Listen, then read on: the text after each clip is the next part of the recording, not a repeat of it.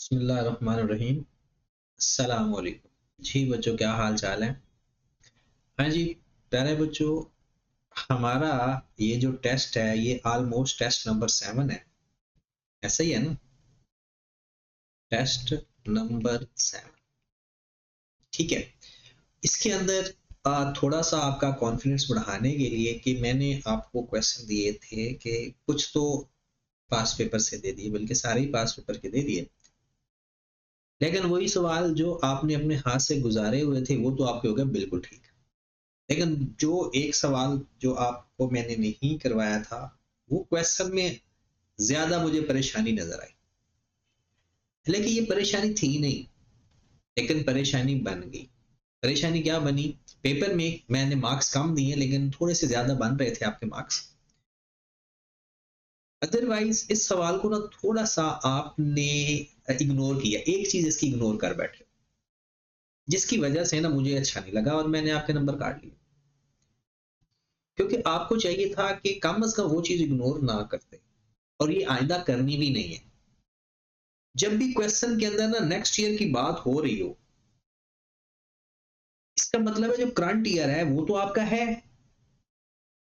अगले साल में जो आपने सब कुछ फाइंड कर लिया तो ओके है भाई, मेरे इस साल का जो क्लोजिंग स्टॉक होगा वो अगले साल का ओपनिंग स्टॉक भी तो होगा ना।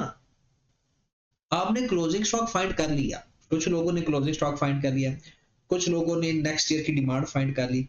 आपको पता है जब ओपनिंग और क्लोजिंग स्टॉक गिवन हो तो डिमांड कैसे फाइंड करते होते हैं? सब लोगों ने जहां गलती करनी चाहिए थी वहां की नहीं।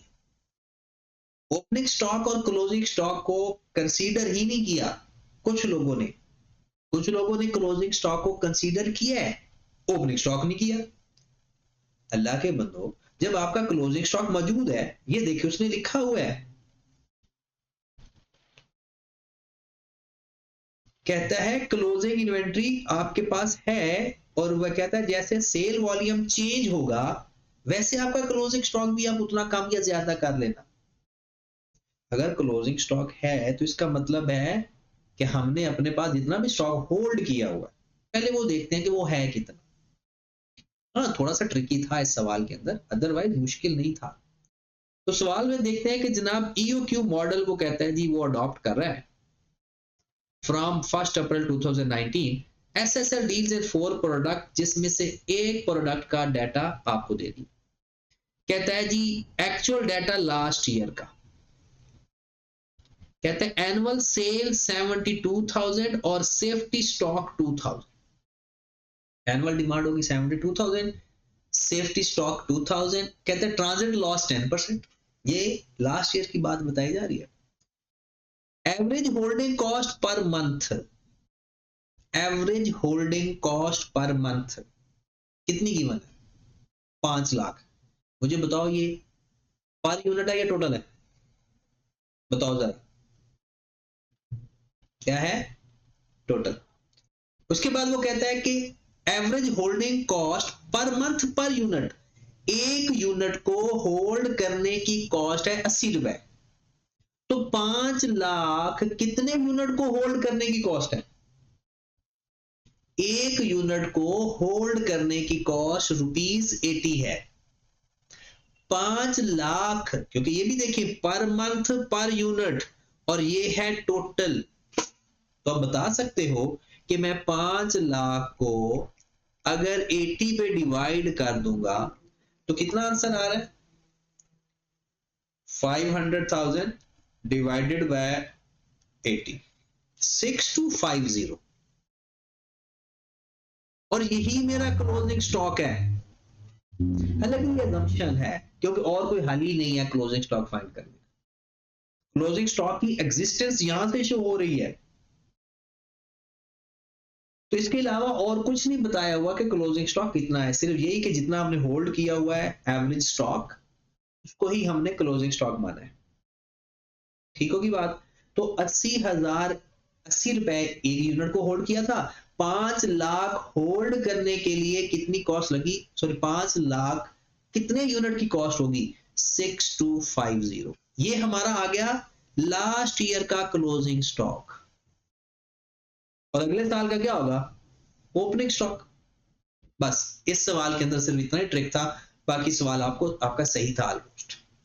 देखिए जी, नंबर ऑफ परचेज ऑर्डर 40। आगे कहते हैं the total cost purchase department for the last year is 4500,000 which include fixed cost 13,50,000। आपको पता है हम कौन सी कॉस्ट लेते हैं? सिर्फ वेरिएबल। तो कुछ लोगों ने बहुत अच्छा किया और मुझे खुशी भी हुई कि सिर्फ वेरिएबल कॉस्ट ली, और कुछ लोगों ने टोटल कॉस्ट लेने की कोशिश की। लो जी जनाब, वेरिएबल कॉस्ट आ गई, variable ordering cost 3,150,000। A total number of order 100। तो हमारे पास आ गया 3,1500 एक ऑर्डर की कॉस्ट लास्ट ईयर। अब कह देते हैं projection for the next year. कहते हैं इंक्रीज द सेल वॉल्यूम 25%। पहले क्या सेल कर रहे थे? 72,000। आए जरा, ये हमारा करंट ईयर है, ये वर्किंग है आपकी, और ये हमारा है नेक्स्ट ईयर। करंट ईयर में आपकी डिमांड थी जनाब, एनुअल डिमांड कितनी? 72,000। और यहां पर एनुअल डिमांड कितनी हो जाएगी? 72,000 मल्टीप्लाइड बाय 1 प्लस परसेंटेज 1.25। और बहुत सारे लोगों ने 90,000 को एनुअल डिमांड मान लिया, ना ट्रांजिट लॉस का कुछ ख्याल किया, ना ओपनिंग क्लोजिंग स्टॉक का कुछ ख्याल किया। कुछ लोगों ने ट्रांजिट लॉस लिया हुआ था, वहां फिर हमें खुशी हुई, क्योंकि आप छोटी छोटी खुशियां देते हो, कुछ सही करते हो, कुछ गलत करते हो। ठीक है, आगे देखते हैं एनुअल डिमांड। हमारा ये क्वेश्चन है नेक्स्ट ईयर वाला। आगे चलते हैं। आपके पास जो यहां पर स्टॉक पड़ा हुआ है, जिसे आप क्लोजिंग स्टॉक कहते हो, वो है 6250। अब यहां पर पढ़े जरा, वो कहता है closing inventory excluding safety stock varies in the line with the sale volume. कहता है क्लोजिंग सेफ्टी स्टॉक के अलावा जितना सेल वॉल्यूम बढ़ाया है उतना ही क्लोजिंग स्टॉक भी बढ़ाएं। तो हमारा पुराना क्लोजिंग स्टॉक है 6250 और उसमें सेफ्टी स्टॉक है 2000। तो याद रखें क्लोजिंग स्टॉक के अंदर सेफ्टी स्टॉक होता है, क्योंकि सेफ्टी स्टॉक भी हमारा वही स्टॉक तो है, बल्कि वो तो पक्का पक्का सेफ्टी स्टॉक होता है, क्लोजिंग स्टॉक होता है, क्योंकि वो तो हमने रखना ही रखना है इतना। अब देखिए, वो कहता है कि सेफ्टी स्टॉक अगले साल 2500 कर दिया, वो 25% नहीं बढ़ाया, वो वैसे ही 2500 कर दिया सेफ्टी स्टॉक, लेकिन उसके अलावा जो स्टॉक बढ़ाया ना वो 25% बढ़ाया। तो इसका मतलब है ओपनिंग स्टॉक तो यही है। आगे चलते क्लोजिंग स्टॉक की बात करते हैं। अगले साल हुआ ये, उसने क्या किया कि 6250 में से 2000 निकाल दिया, जो पिछले साल का सेफ्टी स्टॉक है, बाकी बच गया 4250 और उसका 25% बढ़ाया। उसने कहा कि जितना सेल वॉल्यूम बढ़ाना है क्लोजिंग स्टॉक भी उतना बढ़ाना है। ये कितना आ गया मेरे भाई? 5313। और इसमें सेफ्टी स्टॉक 2000 ऐड नहीं करेंगे, 2500 ऐड करेंगे, क्योंकि पहले आपने सेफ्टी स्टॉक निकाल के 2500 बढ़ाया, और फिर वो कहता है कि आपका अगले साल का जो सेफ्टी स्टॉक है वो 2500 है।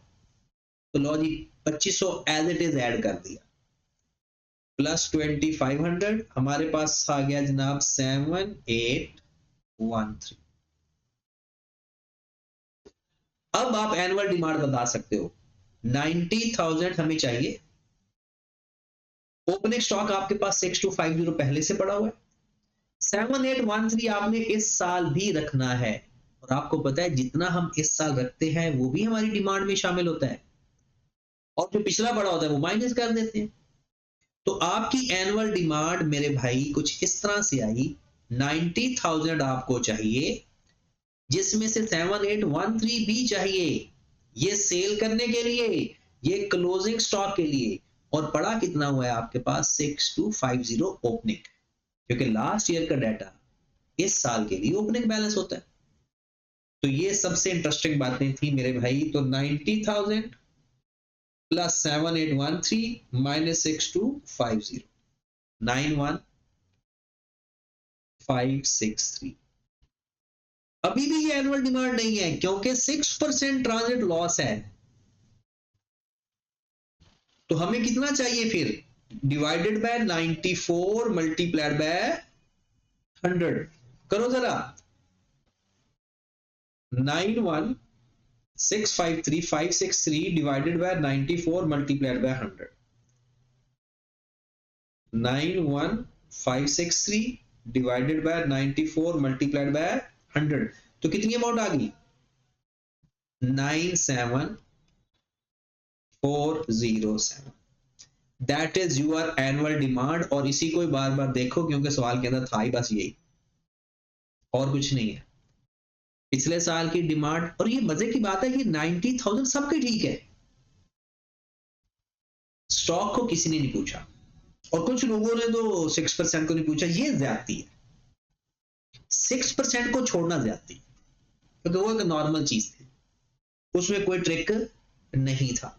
हाँ, इसमें ट्रिक था एक तो हमने फाइंड किया वो होल्डिंग कॉस्ट से, ये ट्रिक। फिर इसके बाद 2000 माइनस करना, फिर दोबारा 2500 ऐड करना। 2000 इसलिए माइनस किया क्योंकि पिछले साल का सेफ्टी स्टॉक, उसको निकाल के 25% बढ़ाया और इस साल वाला सेफ्टी स्टॉक वापस ऐड कर दिया। Got it. और एनुअल डिमांड फाइंड करने के लिए क्लोजिंग स्टॉक प्लस करते होते हैं, ओपनिंग स्टॉक माइनस करते हैं। तो आपके पास एनुअल डिमांड है 97407। Got it. आगे चलते हैं, अगला केस। आगे तो बस खत्म हो गया ना, अब हमें चाहिए होल्डिंग कॉस्ट। आगे पढ़ते हैं। कहता है impact of inflation of all the cost is 10%। 10% cost भी बढ़ानी है इन्फ्लेशन की वजह से। पिछले साल जितनी कॉस्ट है क्या, 10% ऐड कर दो। तो हमारे पास पिछले साल की होल्डिंग कॉस्ट है,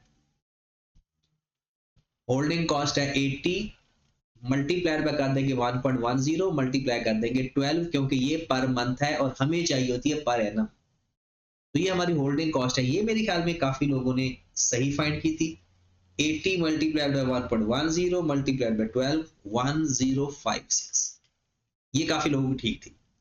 ऑर्डरिंग कॉस्ट पर ऑर्डर 31500 थी पर ऑर्डर, और 10% बढ़ा दो तो 31500 मल्टीप्लाइड बाय 1.10, 34650। सवाल तो हो गया, एनुअल डिमांड आ गई, ऑर्डरिंग कॉस्ट आ गई, होल्डिंग कॉस्ट आ गई, सवाल हो गया। उसने रिक्वायरमेंट में पूछा ईओक्यू फाइंड करें, तो 2 multiplied by annual demand multiplied by ordering cost per order divide by holding cost. जी मेरे भाई, 2 मल्टीप्लाइड बाय 97407 था, 97407 मल्टीप्लाइड बाय 34,650 डिवाइडेड बाय 1056। 10, लो जी कैलकुलेटर की गेम रह गई। Square root of 2 multiplied by 97407 multiplied by 34,650 divided by 1056। Answer आ गया 2528। 2528 कर लो, 29 कर दो, ये हमारा आंसर है। अगर आप सवाल पर फोकस करें ना, तो इस सवाल के अंदर ना एक ट्रिक था, वो शुरू वाला बस। और याद रखिए, आई कैप के सवाल में ट्रिक ना हो तो मजा ही नहीं आता।